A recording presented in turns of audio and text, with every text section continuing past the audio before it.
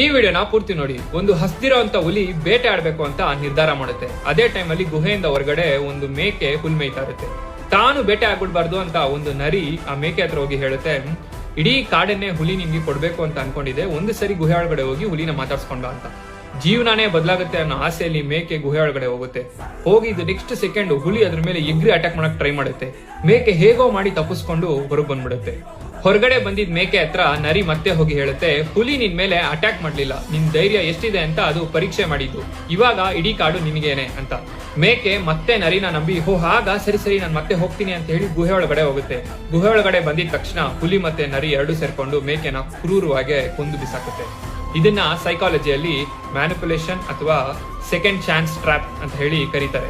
ಇದು ನಮ್ಗಳ ಲೈಫ್ ಅಲ್ಲೂ ನಡೀತಾ ಇರುತ್ತೆ. ಯಾರಾದ್ರೂ ನಮ್ಗೆ ಮೋಸ ಮಾಡಿ ಮತ್ತೆ ವಾಪಸ್ ಬಂದು ಒಳ್ಳೆಯೊಂದ್ ತರ ನಡ್ಸಿದ ತಕ್ಷಣ ಸೆಕೆಂಡ್ ಚಾನ್ಸ್ ನ ಅವ್ರಿಗೆ ಕೊಡ್ಬೇಡಿ. ಯಾಕಂದ್ರೆ ನೀವು ಕೊಡ್ತಾರ ಸೆಕೆಂಡ್ ಚಾನ್ಸ್ ಅವ್ರು ಬದಲಾಗೋದಕ್ಕಲ್ಲ, ಮತ್ತೆ ನೀವು ಬಕ್ರ ಆಗೋದಿಕ್ಕೆ. ಇದಕ್ಕೆ ಎಕ್ಸಾಂಪಲ್ ಎಷ್ಟೊಂದು ಸಾಲ ಕೊಟ್ಟು ಯಾಮಾರಿ ಮತ್ತೆ ಸಾಲ ಕೊಟ್ಟಿರೋದು, ರಾಂಗ್ ಡಿಸಿಷನ್ಸ್ ಮಾಡಿ ಲೈಫ್ ಬರ್ಬಾದ್ ಮಾಡ್ಕೊಂಡು ಮತ್ತೆ ರಾಂಗ್ ಡಿಸಿಷನ್ಸ್ ಮಾಡಿರೋದು, ದ್ರೋಹ ಮಾಡಿರೋನ ಕ್ಷಮಿಸಿ ಮತ್ತೆ ದ್ರೋಹ ಹೋಗಿರೋದು.